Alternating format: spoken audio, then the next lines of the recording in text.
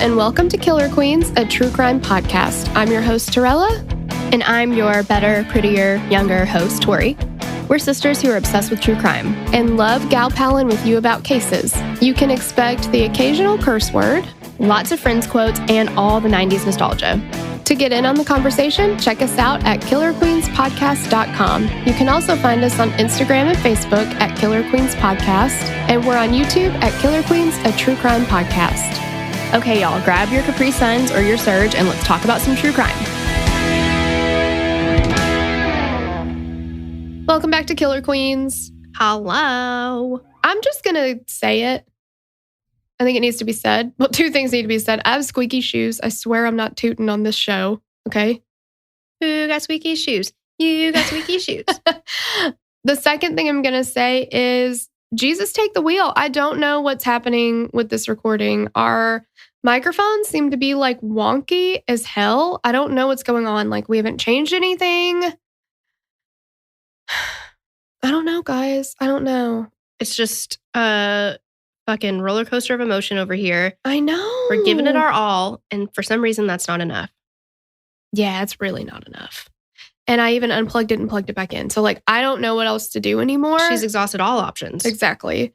Turn some up, turn some down. I don't know what's happening anymore, so we're just going to go with it. I am technologically incompetent, so I would just be smashing my closed fist on the keyboard, just hitting buttons. In the computer. Exactly. Yeah.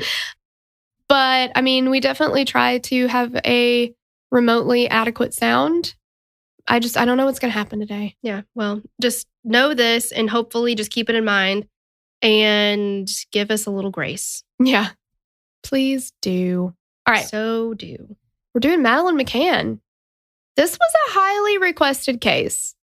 And honestly, this is one of those cases that I didn't think anybody would give a shit to hear what we had to say about it. But here we are. Here we are. You guys never cease to amaze me. Gosh. Oh my God. Thank you to Laura Ellison. Hey, girl. Hey. Crystal Beckman, Shelby Newhouse, Tina McCloy, Randy Boydston Sanders, and Jessica Kate Griffiths for the request. And as always, thank you, Madison, for researching. As ever. Isn't that what British people say? I have no idea. We need to ask Laura about this. Oh, Laura, if I fucked it up, I'm so sorry. And also, I don't appreciate all of the terrible Tory posts you make. I know Tories mean something different there, but I'm still offended. What do they mean there? It's like a political party. Oh, I only see her adorable or funny posts. Like her. No, they are very funny, or, and there are a lot that I really give a shit about. But the Tory one, yeah, I feel attacked, and I feel as you should attacked and attacked. Okay, got it. Yeah, attacked and attacked. Yeah. Okay. Sum up, attacked. Exactly. Before we get into the case, because we haven't wasted enough time yet, don't forget about the Patreon. If you want more of your time wasted, head over there. Well, your time will be wasted in a good way, but also not wasted if you feel like ads are a waste. I don't know. That's true. Do you know what I mean? That's true. Yeah. So here's the cool thing about the Patreon. Other than you get 3 episodes a week, we have Oh Snapped on hold for now. And our apologies. I know. It's been fun, but we just had to do it. We had to. It's just, you want to talk about wasting time. No, I'm kidding. But yeah, we just had to because we want to make sure that we're doing what we can here first. But you could get 3 episodes a week, okay? Mm-hmm. First off. Second off, no ads, not one in there. Even at the lowest level, $3 a month, that's 1 Dunkin' you got to give up. That's 3 hash browns at McDonald's. God, those are good hash browns. They're good hash browns. Yeah. But that's all you got to do. Just exactly. 3 hash browns. Not a Starbucks from my experience. It's 2 No, that's 1/2 of a Starbucks. Yeah, I was going to say. Not 2. Lord, I'd leave my husband for that. But anyway, all right. So don't math me. But again, the wasting of the time. But still. Here we are. Yeah. So yeah, no ads at all over there. And you know what I was thinking about ads? What? All right. So Tori last week convinced me not to put up a thing, include kind of a rant I went on about a bad review that we got on ads. Mm-hmm. And in my mind, I thought I was being nice, but I realized that sometimes I think I'm being gentle and I'm actually kind of being a bitch when I say stuff. Yeah. And when I listened back to it, I was like, I'm kind of a bitch. I felt you were coming in hot about it. There was a lot of passion behind it, and I get it. Yeah, I was upset, but I was just Jiminy Cricketing you. You were, and when I listened back to it, I thought, you know what? She's right. This is too hot. So here's what I was thinking about ads, though. So we have gotten some reviews that people don't like the ads, and I get it. You know, they take up some time. I don't like commercials, not one little bit. Yeah, and my kids, forget about it. If they have to sit through an ad, they're like, where is Netflix? Why am I watching this commercial? I'm like, well, gather round, kids. Commercials were a thing. But I was thinking, like, ads pay for the show so that you don't have to.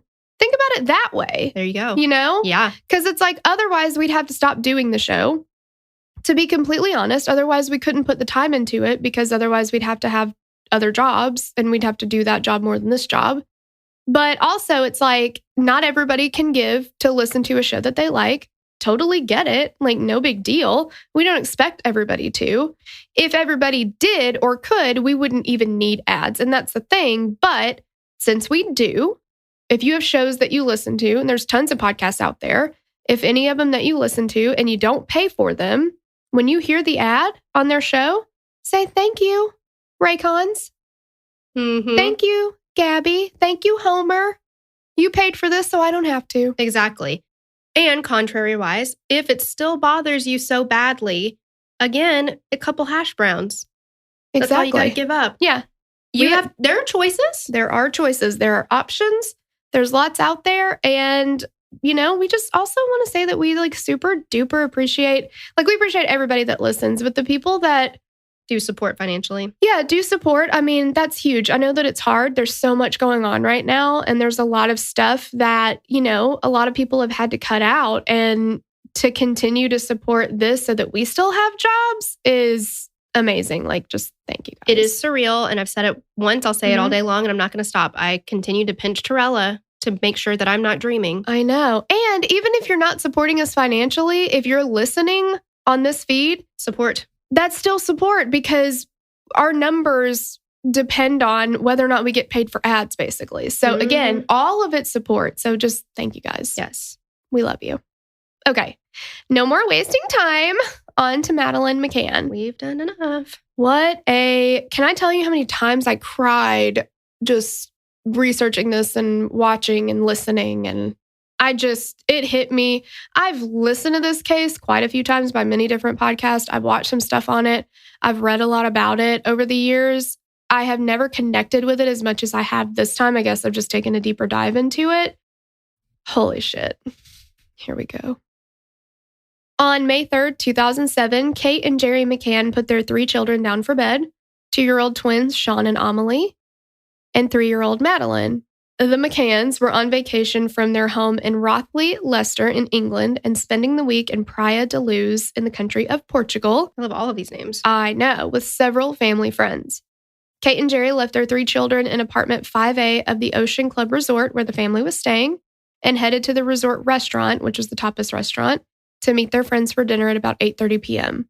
The restaurant was approximately 50 meters, which varies slightly in reports as the crow flies versus walking, got to go around stuff.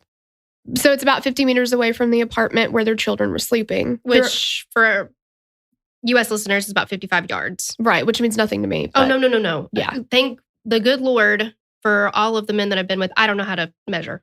I know. I don't either. At all. All of the men. Like, I know that 100 yards is a football field. But that still means nothing to me. If somebody said run the length of a football field, I'm out. I know, but do you remember when we covered Darlie, Routier, whatever? Don't get me started. I know. But they talked about, you know, when she ran, like, they said that she ran and dropped that bloody sock or whatever. Yes, and I was like, what? There's no way she did that. And so I Googled, like, how fast could you run? I feel like it was 100 yards. And I was like, that's a football field. That would take her hours to get there and back, you know, like, Not really. But so I Googled it, and it was like 15 seconds or something crazy. And I was like, again, this was a long time ago. I'm just throwing numbers out of my head. Don't come for me. But what I'm saying is it actually doesn't take near as long to run a football field as I thought it was. And I was like, well, but who are we talking about running? Me? Well, that's true. How much time does it take to stop and throw up? That's what I want to know. That's going to slow your time down. Down. Yeah. Okay. So we're back to Praia de Luz. Praia de... Yeah. Deluge. Deluge. Deluge. Deluge. Deluge. Toulouse? Okay. Praia de Luge. Oh, God, I'm getting confused now. Okay. Praia de Lube. Throughout the next hour and a half, the McCanns and their friends dined and took turns checking on each other's children. I have more to say about that later. At approximately 10 p.m., Kate returned to the apartment 5A to find Madeleine gone. 13 years later, Madeleine has never been found, and the slew of questions regarding her disappearance have only become more complicated. Was the young girl abducted by a stranger and thrust into the world of human trafficking? Do her mother and father know more than they've told investigators? Or was Madeleine a victim of opportunity for a burglar or pedophile? Madeleine Beth McCann, known as Minnie to Maddie, was born on May 12, 2003 in Leicester, England to Kate and Jerry McCann. The couple tried for several years to get pregnant and eventually tried IVF, which resulted in Kate's pregnancy with Madeleine. Both Kate and Jerry are physicians, with Kate being a general practitioner and Jerry being a cardiologist consultant. The couple met in Glasgow in 1993 and married 5 years later. Kate eventually quit her position to spend her time working for children's charities.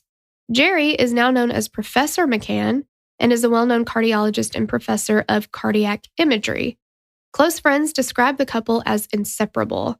It's amazing that they're still together. I think that's a testament to the love that they have, because so many couples, when faced with a tragedy like this, don't make it. 100%. Yeah, the weight of the tragedy is too much for a relationship to withstand. Yeah. This case reminds me very, very much of Who Killed Little Gregory. It does. Just the media, that onslaught. Attacking the parents. Yes, attacking the parents. Yeah, them having everybody turn against them, just the whole thing. On the official Find Madeleine website, Madeleine is described as a happy and outgoing little girl. She loved dolls, dresses, and anything pink and sparkly. She had endless amounts of energy and loved to run and swim. She was a bright girl who was a wonderful big sister to her younger siblings, Sean and Amelie. At the time of her disappearance, Madeleine had blonde hair with blue-green eyes. Most noticeably, she had a distinctive dark strip on the iris of her right eye. That kind of reminds me of Golden Girls. Because I know I'm obsessed with Golden Girls right now. I go back and forth between watching only Friends and only Golden Girls. And right now I'm on a Golden Girls kick. Can't stop it. There's one episode where Blanche, they're all fighting for this one actor, something Vaughn. I can't remember Patrick Vaughn. And Blanche throws herself in his lap. And she's like, she's telling him that even she has imperfections. And she's like, look in my right eye. Do you notice anything? And he's like, well, no, except for a little crust in the corner. And she's like, no, there's a slight imperfection in the iris of my right eye. Oh, Blanche. I fucking love Blanche. I know, she's so funny.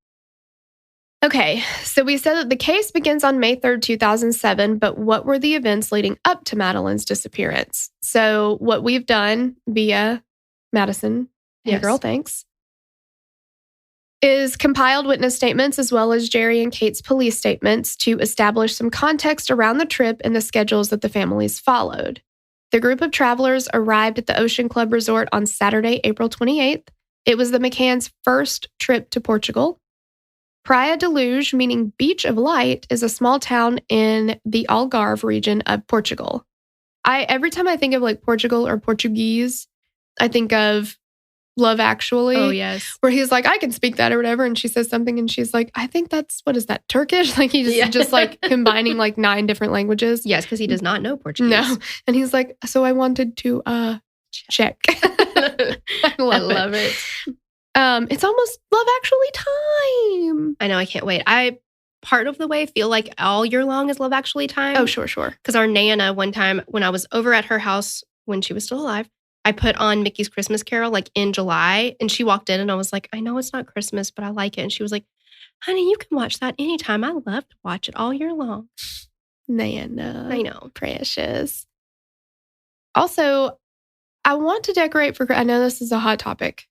I want to decorate for Christmas before Thanksgiving. Yeah. Yeah, I think you should. Because I feel like when you watch Love Actually, it's like 5 weeks to Christmas. They have I think, isn't there a 6 weeks to Christmas too? I think so. Well, that's before Thanksgiving. So it's way before. It's 2 weeks before Thanksgiving. Yeah, so like we don't have, if you wait till Thanksgiving, you don't have the full Christmas season. And you really need to get those decorations up to really fully enjoy them. Otherwise, I feel like you put them up and then you immediately just take them right back down. And it is so much work. It's a ton of work. Yeah.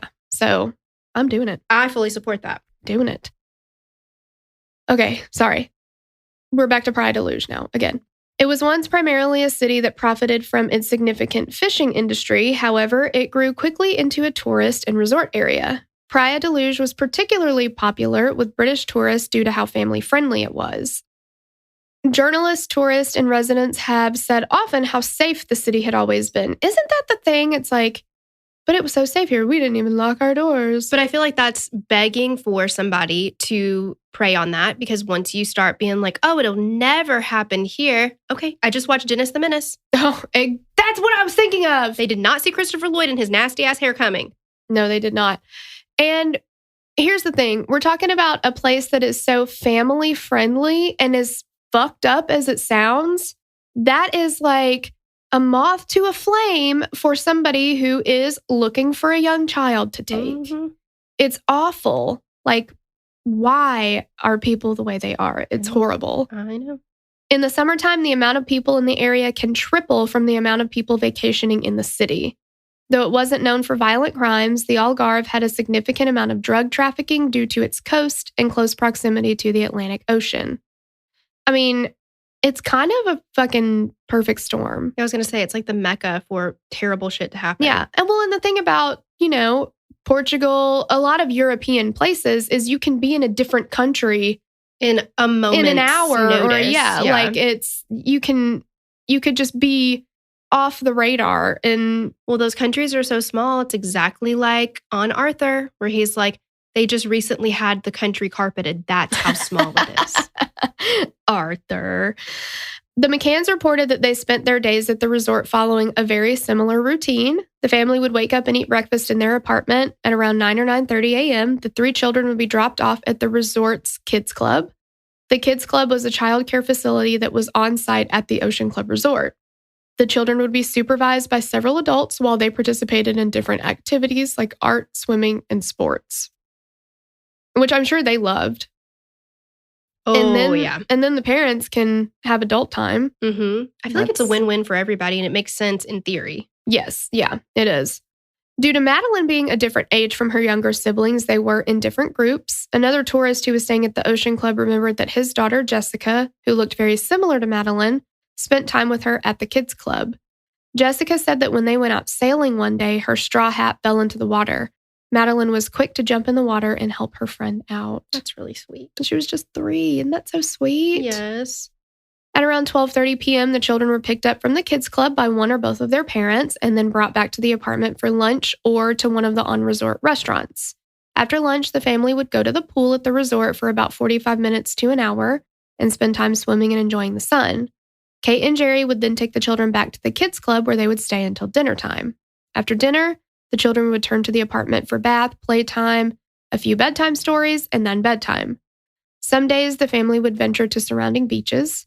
Both Kate and Jerry said that they noticed nothing or no one out of the ordinary throughout their stay. For the last 4 nights prior to Madeleine's disappearance, Kate and Jerry would put the 3 children to bed and leave the apartment to enjoy dinner and drinks with their friends at the Tapas restaurant, approximately 50 meters from their apartment. Their friends also left their children in each of their apartments, and the adults had developed a system where an adult would go check on all of the children every so often. A waiter at the restaurant said that the group's routine was quote-unquote set in stone, and it seemed as though it wouldn't be difficult for someone watching to realize this. I have feelings about this. They also said that they left the doors unlocked so that the other parents could come and check on the kids. But when one of them would go check, what it seemed like was that they would check on their own children, and then some of them would just kind of do a flyby, kind of like, I walked past the apartment, everything looked fine. I opened the door, stuck my head in and listened, didn't hear anything, figured they were fine. Like, a lot of times we're not getting eyes on the kids.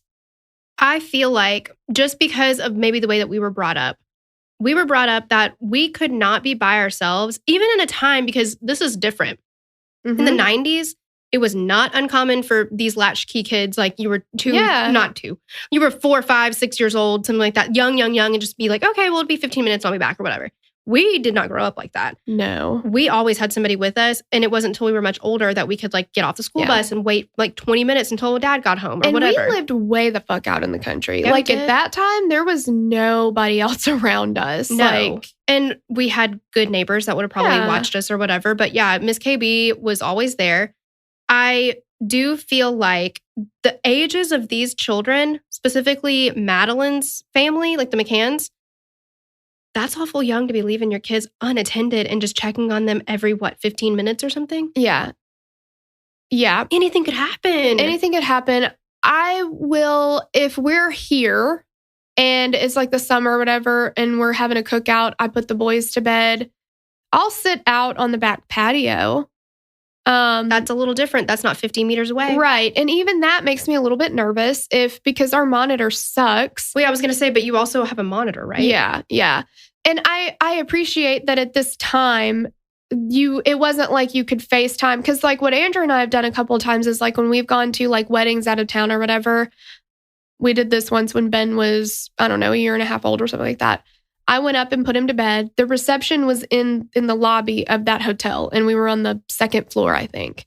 So what we did was we set up the iPad on FaceTime, facing Ben and his little crib thing, and he was asleep. And of course the door is locked for Jesus, but like I can see him, and so I have FaceTime on my phone, and the iPad's muted, so he can't hear us, or I'm muted, whatever. He can't hear us, but I can hear him. And so I could watch him. And I stayed down there about 20 minutes and I just got too fucking nervous. And I was like, what if the elevator jams? What if the stairs are blocked? Or, like, what if a fire breaks out? Yeah, I just started getting really worried and I went up there. But that's really the only thing that we've done like that. And again, I get that wasn't an option then. And I understand that I think they felt a false sense of security, because they did feel like they were in such a safe area. Mm-hmm. I'm certainly not going to crucify them for the decision that they made. They certainly didn't foresee something like this happening, or they absolutely wouldn't have done it. And nobody deserves to have anything like this happen. And I'm not trying to comfort them in any way. Right. I'm just saying it's not a decision I would have been comfortable with. Even if they're sleeping, you never know. Unfortunately, they had to learn this. Yeah. This way. Yeah. And that's tragic. It is. But what I think what really kind of chapped my ass the most about it is that the door was unlocked. That's the thing. I mean, I think everything would have been completely different. That would have been a game changer if you just locked the doors. Yeah. Because it's not even like, okay, we brought up Dennis the Menace and they're like, there's no robbers in this town and they don't lock the doors and whatever because they live there and they feel safe there. You're in a completely different country. Mm-hmm. Yeah. In a place that you are familiar with because you vacation there, but not that much, Yeah. Well, this is their first time going there. So exactly. Yeah. Yeah. I know that inhibitions are lowered when you're in a group with a lot of people and you also have been having drinks. You're like, everything is fine. Who cares? Everything's great. Again, I go back to the door being unlocked and the age of the children. Yes. Yeah. Yeah. Because how often does a little kid like that wake up? Even just a nightmare, especially they're in a place they don't know. If they wake up and forget that's where they are, they're going to be screaming, scared. Okay. Again, it's anecdote Tuesday. Dad, one time, you were at school. I was teeny. This is the first memory that I have of all times. This is the first thing that I can remembering. Probably 3, maybe 4. And Dad was like, hey, baby, I'm going to go outside real quick. I'm going to go in the garage because in our garage, it's a freestanding building that's not connected, but there's an attic in there. So Dad was like, I'm going to go in the attic in the garage. I'll be right back. And I was like, got it. Cool. No big deal. You totally told me where I was or where you are. And then 20 seconds later, I'm like, oh shit, where's Dad? Oh my God, where's Dad? And I go outside and I can't find him. I'm screaming for him. And I like fall to my knees because I'm like, he left me. Oh my God, he left me. And I'm crying my eyes out. And Dad comes out and he's like, baby, what's wrong with, I told you where I was going to be. I would never leave you. And I was like, see, I forgot about that. Oh, you did. You know what? Now that you mention it, you did tell me you were just going to be right over there. Totally forgot. this emotional breakdown, not necessary. Exactly. But little kids, it's so easy for a number of things to happen. Especially if you are like me, where you think that everyone's going to leave you all the time. Yeah, that's true. Well, that's a you problem, okay? Hey, I'm working on it. Yeah, it's just, I don't know, it's a lot. I just wish the door hadn't, I don't know. I just wish this never happened. But well, yeah, 100%. Again, not coming for the parents. It's not their fault. It's just tragic. So let's get to the day of Madeleine's disappearance. As with any case, there will be varying reports by different witnesses. We'll do our best to let you know when there are conflicting reports or timelines. On Thursday, May 3rd, the McCann's day began just like any other vacation day had at that point. They awoke, had breakfast in their apartment, dropped the kids off at the kids club around 10 a.m., and Kate and Jerry went for a walk. This is why they have a good marriage. They spend time together. And they do things that are not like, okay, we're going to spend time together. I'm going to go golfing while you just watch me. I'm going to go golfing while you watch the kids. Yeah. That's a great day spent together. Yeah, exactly. During breakfast, the couple recalled Madeleine asking them why they didn't come to her and Sean when they were crying last night. Kate and Jerry both said they didn't recall hearing either child crying. I don't know if that meant in the middle of the night. Or while they were out to dinner the night before. While they were out to dinner. Because that was one of the things that the detective said later, that the kids had been crying for them the night before. And so that's why maybe did they do something to make sure they didn't wake up this time so that they didn't have to come back. But I don't know. The two returned to pick up the children around 12:30 p.m. and brought them back to their apartment for lunch before they headed to the resort pool. This is where the last photo of Madeleine was taken. She was sitting on the edge of the pool beside her younger sister and father. Madeleine was wearing white shorts, a pink top, and a white bucket hat. She has a small braid in her hair, and she is grinning from ear to ear. Last known photos are literally the saddest thing I've ever put my eyes on. It is so sad. And she literally looks so happy. And so cute. I know. So cute. The time on the photo reads 2:29 p.m., but the McCanns advised that the clock on the camera was 1 hour ahead, so it was actually taken at 1:29. I'm sure time change from traveling. At 3 p.m., the children are taken back to the kids club. At about 5:20, after a jog, Kate met Jerry and the children at the tapas restaurant, where the children were eating dinner. This is also why they have a great marriage, because she keeps it tight, stays in shape. Yeah. Here's one thing that confuses me a little bit, though. They are going to the restaurant for the kids to eat dinner at like 5-something. And they go back. But they don't eat anything. And then they go do bedtime. They do playtime after dinner. They do bedtime. Then they come back and then they have their dinners at 8:30. Like, why? If you're going to go there, just fucking have dinner at 6 o'clock. And then like, why can't you room service like drinks to your room? Yeah, and then have drinks on the patio or something. I just don't get why it has to be at the restaurant every time when you're already going there a separate time and eating completely separately from your kids. I don't know. Maybe we're just lazy, but we just eat when the kids eat because I don't want to fuck with it. Because by the time the kids go to bed, I'm exhausted. I don't know how they have the energy, honestly. I honestly don't either, especially with the full day like they've had. Oh my God, yeah, like going to the beach, going swimming. After dinner, I'm out. I am not. When I'm on vacation, though, I'm very leisurely. I'm like, I don't want to have plans to do this, and this. I'm like, we decide the day of. If I want to just lay around by the pool all day, that's what I'm going to do. Mm-hmm.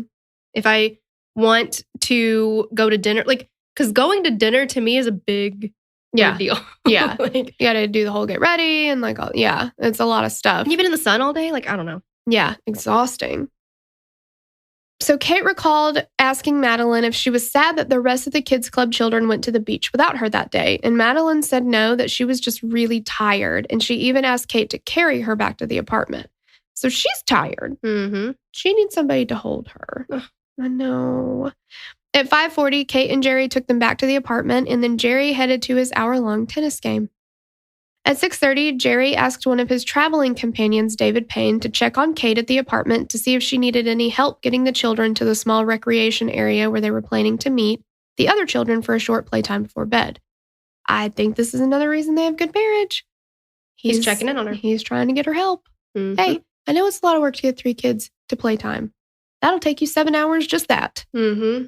But, good for them.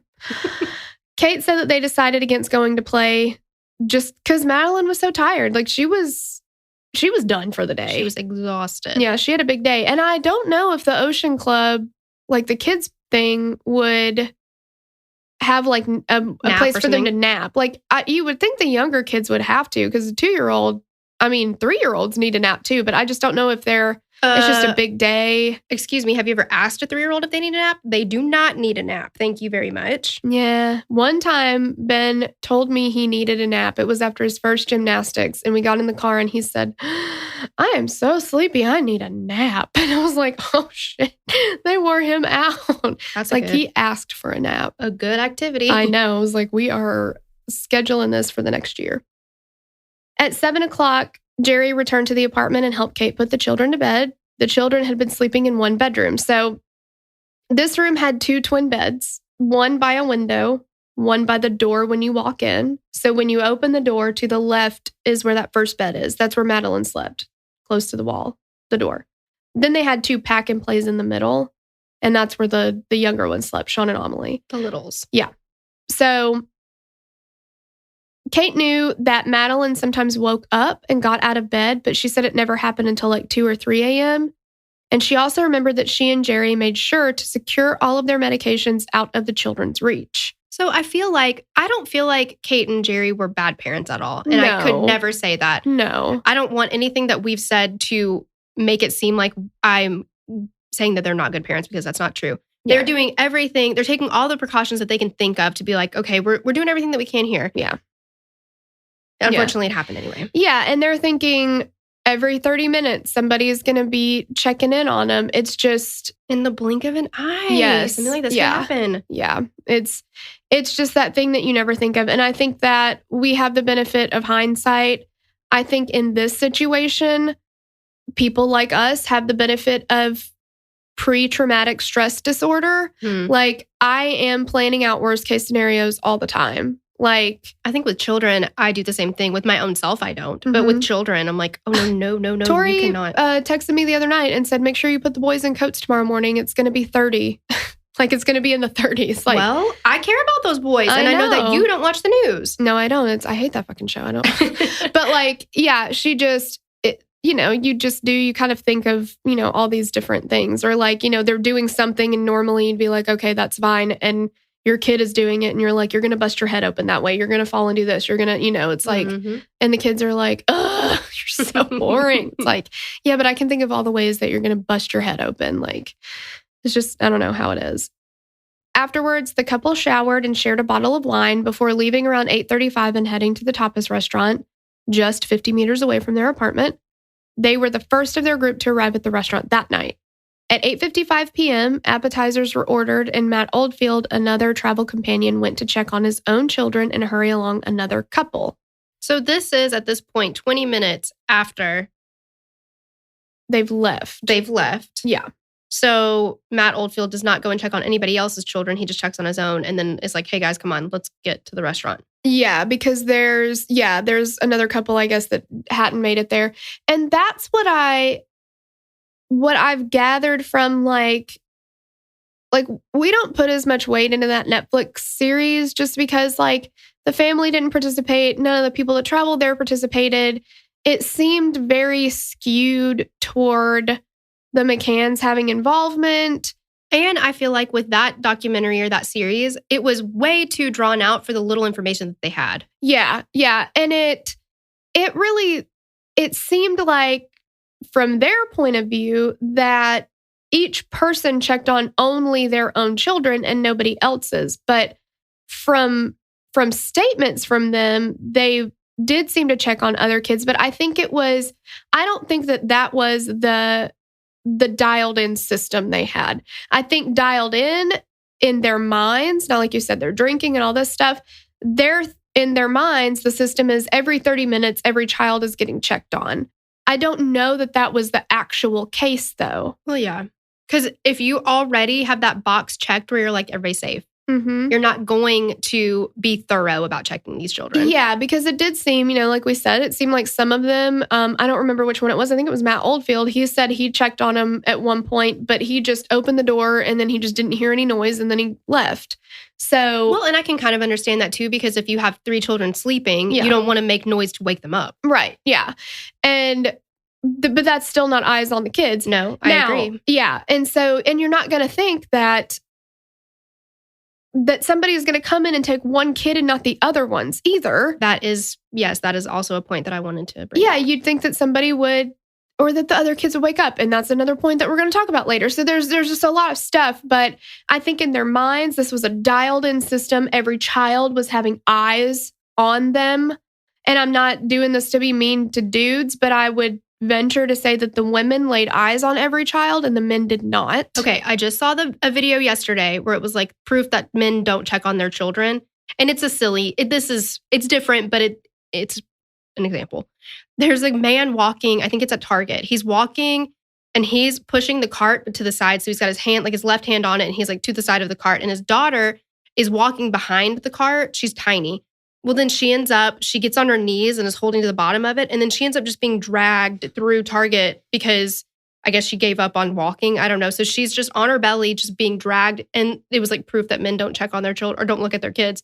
Because he's just walking still, like she's doing what she's supposed to do. Yeah. And it's pretty adorable and cute. Yeah. Oh my gosh. Yeah. Yeah. Sounds about right. I mean, my freaking husband took my kid with him to the chiropractor the other day. And once he was there. Yeah, once he's there, he texts me and he's like, Ben never put his shoes on today. I'm like, what do you mean Ben didn't put his shoes on? He's 4. Like, I mean, you didn't put his shoes on. Yeah. He's like, well, I told him to put his shoes on before we left. I just figured he did it. I'm like, so you have him out in public and he has no shoes on, just socks. That's putting a lot of faith into a 4-year-old. Exactly. Like, but he obviously did not look at him. Like, you didn't see him walk out in the driveway in just socks. I was like, wait, is that part of the job? Yeah. One time he took him to the grocery store with him a long time ago. Oh, and he came back with one shoe. He came back with one shoe on the kid. I'm like, where's the other shoe? He's like, does he not have both of them? I'm like, are you serious? That shoe is just gone. We've never seen it again. I love it. Okay. So Matt Oldfield, 8:55, he goes to check on his kids. He tells the other couple, get your ass in gear. We've got appetizers ordered. The apps aren't going to eat themselves. I was going to say that mozzarella stick's not going to eat themselves. Exactly. At 9:05, Jerry returned to his apartment to check on his children. Reports differ, as does Jerry's police statement. In his first statement on the day following Madeleine's disappearance, Jerry said that he entered the apartment through the front door using a key. However, in his second statement a week later, he said that he used the sliding back patio door, which had been left unlocked. And this is kind of where it seems like everybody left the patio doors unlocked, the back doors, but they left the front doors locked. So, I don't know. Whichever way he entered the apartment, he saw that the door to the children's bedroom was open slightly more than he remembered, but he found all 3 children were fast asleep. On his walk back to the restaurant, Jerry ran into another tourist that he knew, Jeremy Wilkins. He talked to him for a few minutes on the small road leading down from the apartment. At this time, another traveling companion of the McCanns, Jane Tanner, walked up the small road unnoticed by Jerry and Jeremy Wilkins, heading to check on her own child. Tanner saw a man walking across the top of the road carrying a small child wearing pajamas. While she noticed the man, she didn't think much of it because a lot of parents would pick up their kids from the nighttime kids club around that time. Both Tanner and Jerry returned to the Tapas restaurant. At 9:30, Kate got up from the table to check on the children, but Matt Oldfield offered to check on them while he was looking in on his own. Oldfield entered apartment 5A and noticed that the children's bedroom door was open. He could see that the twins were both in their cots, but he did not visualize Madeleine from the angle where he stood. He checked on his own children and then returned back to the restaurant. And I do have to say, it's pretty amazing that as much drinking is probably going on, that all of them were lucid enough to be like, let me go check, because they're very regimented every 30 minutes. Yeah, for sure. At 10 p.m., Kate walked to the apartment to check on her children. When she entered, she noticed that the children's bedroom door was completely open. So she comes in and there's just a lot of light coming in from that room, and that's not how it should be. And then she could feel a breeze, and she noticed that the window was open. And the curtains were open, and she knew for sure she had shut those before. She sees the two younger ones in the pack and plays. They're okay, but she doesn't see Madeleine. And so she is frantically running around the apartment looking for her. And she's not there. But her, what they call her cuddle cat toy, I guess it's just a little... Like lovey kind of thing? Yeah, like a lovey kind of thing that she slept with every night. And I think she had a blankie too that she slept with. That she carried with her everywhere. Those were still in the bed. And that's... Unlike Madeleine to leave those, right? Yeah, my kids never had those kind of things. I mean, Ben had his dinos, but still, I have some other friends whose kids have like their blankie. They've got to have them everywhere. And I am talking, they don't walk anywhere in their house without that blanket behind them or that thing in their hand, like. We have a cousin who had a little Cabbage Patch Kid doll, and her name was Lakey. And she carried Lakey everywhere she went and was very upset when her older brother drew a little tiny Hitler mustache on Lakey in permanent marker, and that shit never came off. No, it didn't. Poor Lakey. John was such a douche. That was so mean. That was rude, yes. That was so mean. But she also had, or was it her or was it John that had the blanket? John. Oh, yeah. So it was like satin around the edges and then like, a soft cotton blanket on the inside. But he carried that thing until all that was left was one piece of side of the satin. And that was it. So, I mean, that's definitely like, if your child is that attached to something and it's still there, something's wrong. So she runs back to the Tapas restaurant and she's yelling, Madeleine's gone. They've taken her. My question, if I may, why did whoever took Madeleine, why did they use the window rather than the open door right next to the window? I mean, maybe you think maybe they just didn't check the door. Yeah, I don't know. Interesting approach. Yeah.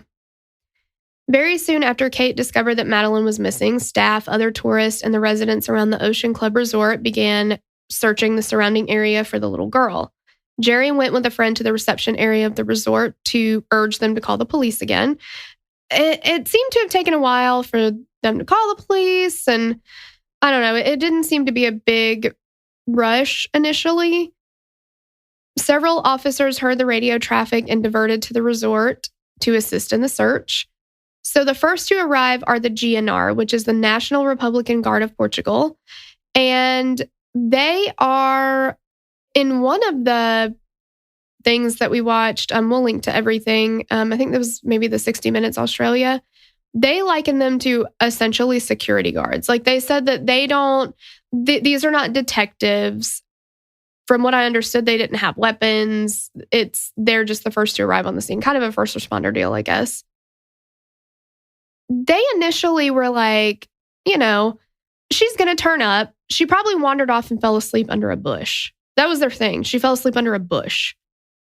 And Kate was like, no, the fuck, she did not. She did not wander off and fall asleep.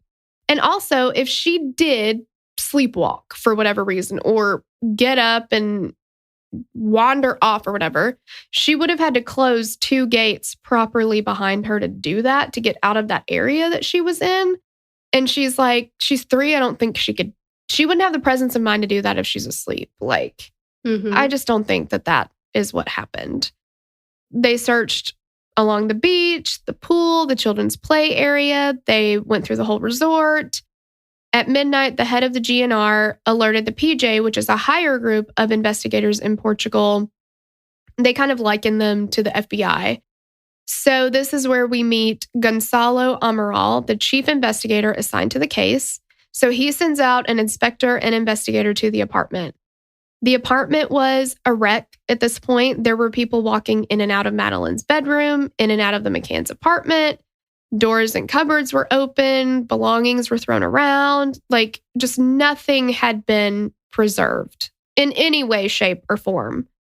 Regarding the initial approach to the disappearance and the scene, Amaral said, I won't say it was done badly, but inadequate.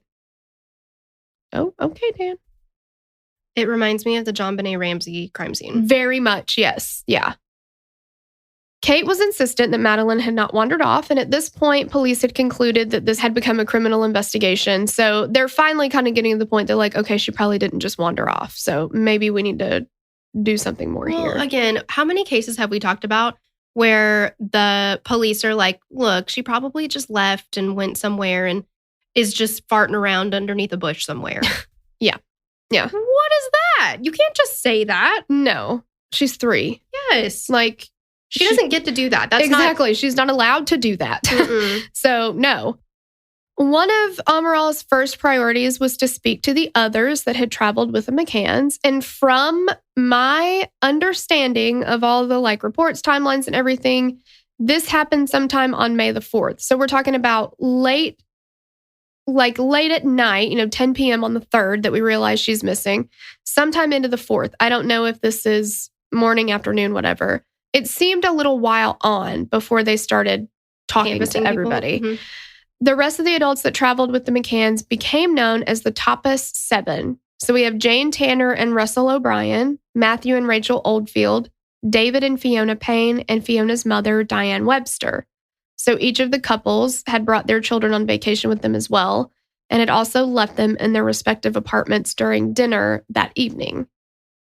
When she was questioned, Jane tells the investigators of the man that she'd seen, walking away carrying a child. The child that she saw looked about Madeleine's age, was wearing pink pajamas, just like Madeleine was, and had blonde hair. And she's like, oh my God, did I see her being abducted? But the way that they talked about it in the Netflix series was that it was oh, you know what? I saw a guy. I don't know if this is important. Stop me if I'm overstepping my bounds here. I think I saw a man carrying a child that matches Madeleine's exact fucking description. So if you don't need to know, just tell me and I'll fuck off. Sorry. It just seemed like she wasn't hello, I have this information. So I don't know. The apartment was sealed off and forensics was sent in to investigate. So this is now the next day. They lifted fingerprints from the patio doors, the shutter, and the window in the children's room. The only prints found on the window belonged to Kate. Contrary to her previous statement, upon police arrival, they found the shutters to the window in the children's room to be open only about a hand's width. Kate said it was wide open. So this is the first thing that Amaral is keying into, that this doesn't match the statement. He also said that Madeleine's bed when they got there that night looked like nobody had even slept in it, and that her blanket that she brought with her, that he said that she's, they're telling me she sleeps with this thing every night. It was folded neatly at the top of the bed. And he didn't think that she ever got in the bed that night initially, just off the bat. They didn't see any forced signs of entry or any signs of forced entry. And it kept saying that, the detective kept saying that, or whatever, I don't know what you would call him, Amaral. But everybody kept saying that. And I'm like, well, duh. Yeah, because if the door and windows are not locked, that's not forced entry. That's just entry. Exactly. Then you don't need to force it. That's what I kept saying. Yeah, because the door was unlocked. The window was open. Why would someone bust through the wall like the Kool-Aid man if the door and the window were open? Exactly. Come on. So, I mean, and yeah, you those are things you would typically look for. But if you've got an open window and an unlocked door, then you can kind of cross those things off your list. Unless the guy didn't bother to check and he busted the front door in, then you're not going to have that forced entry. There was no obvious evidence of a crime in the children's room, and the police saw nothing that pointed to a kidnapping. The McCanns are obviously frustrated. Not only was their daughter missing, but they felt as though things were moving very slowly, not to mention there's a language barrier between themselves and the investigators. Jerry called several family members in England who contacted every news outlet that they could think of. Within 9.5 hours of Madeleine having been found missing, her face was on national news. The McCanns were doing everything that they felt they could to help find their daughter.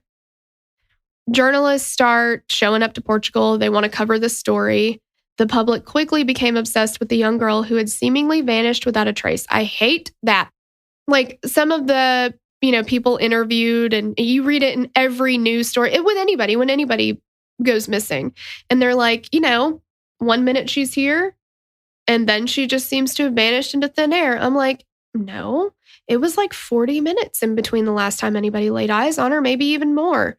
And again, not blaming anybody, but what I'm saying is, no, she didn't just vanish. Something happened to her. There is a window of time that something happened in. Exactly. Like, she didn't vanish, so who took her? Like, I don't know. I'm just like, and they that's sensationalizing the story. Yeah. That's what they have to do. Yeah. Amaral urged his team of the necessity to stick to protocol. Now, the protocol in Portugal is obviously different than it's going to be in some other places. He was seemed to be very by the book in that way. Like, the McCanns were very upset that they didn't feel like they were getting any information from the investigators, and they wanted to know what was going on. And it's just not how it works there. Like, they by law cannot share information like that. So there's a lot of, again, like kind of that language barrier, the cultural barrier of, I'm not sure how it's supposed to work here. And I don't have time to explain to you how it's supposed to work because I'm investigating this. And it's just, they're butting heads almost immediately. Mm-hmm. And I can understand why. I mean, sure. All the way around, it's a high stress situation. Yeah, emotions are running high. They questioned neighbors and searched in houses around the resort. They looked through surrounding surveillance footage, but they found nothing. 24 hours had passed and absolutely no sign of Madeleine had been found. Kate was pretty frustrated and told one of her friends, "I have no faith in Portuguese police. Please help." And she said, they're acting like they're just looking for a lost dog. Like, she just felt like there was no urgency there. And I feel like watching the Netflix documentary on it, like, there's a lot in that with the Portuguese police or detectives, whatever you want to call them, being like, no, what you're doing here is great. And then it's kind of like this pissing contest is not the right word, but you know what I mean? No, it's exactly a pissing contest because there's so much between once the British police get brought in, there is so much of this, no, it's mine, and... Well, yeah, and they're just boasting about like, well, my way is better. No, my way is better. And it's exactly. Like, you guys are missing the fucking point here. Exactly. We have the same goal. Yeah, the goal work together. Yeah. So on May 4th, Jerry and Kate made their first plea on national television for the return of their daughter. Words cannot describe the anguish and despair that we are feeling as the parents of our beautiful daughter, Madeleine. We request that anyone who may have any information related to Madeleine's disappearance, no matter how trivial, contact the Portuguese police and help us get her back safely. Please, if you have Madeleine, let her come home to her mummy, daddy, brother and sister. As everyone can understand how distressing the current situation is, we ask that our privacy is respected to allow us to continue assisting the police in their investigation. Thank you. The McCanns vowed to remain in Praia de Luz until their daughter was found. Kate made a statement that said, "Madeleine is a beautiful, bright, funny, and caring little girl. She is so special. Please, please do not hurt her. Please do not scare her." Oh, I'm going to cry. Please tell us where to find her. We need our Madeleine. Sean and Amelie need Madeleine, and Madeleine needs us. Please give us our little girl back. It's just so sad because it's like, if you don't know where your kid is, are they scared? Are they hungry? You know? Yeah. Obviously, they want you. Mm-hmm. It's just sad. It is very sad. But we're going to get some more sightings, some more things happening in the investigation, and we'll go through many more theories in the second part. I'm sure many more tears as well. Oh my God, I know. I knew I was going to break down on this one. I know. Yeah. It's just, it gets me. But because of the way our schedule is working out, you will actually get this episode tomorrow, whether or not you're a patron. I know. Same week. You can get it right now if you're a patron, but you might have to wait 24 whole hours. I know, but if you want the second part right this very second, you can jump on over there. Otherwise, you'll get the second part just tomorrow. Yeah. So fun. Thank you so much for listening, and we'll catch you on the next one. Bye. Bye. We'd love to hear your thoughts on this case. Connect with us on Instagram or Facebook to continue the conversation. Thanks for listening, and we will meet you back here next week. Bye! The theme song for the show is created and composed by Stephen Toby. You can find more of Stephen's work on SoundCloud. Our logo was created by Sloan Williams of Sophisticated Crayon. You can find more of her work on Etsy. Visit us at killerqueenspodcast.com for merch and other info about the show.